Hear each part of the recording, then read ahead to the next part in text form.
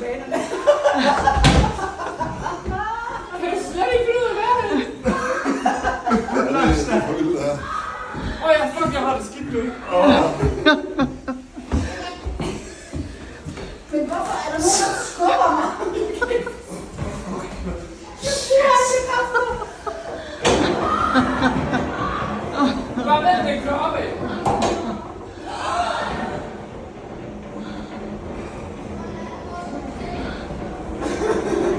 Jeg kan ikke komme ud. Jeg kan ikke komme ud.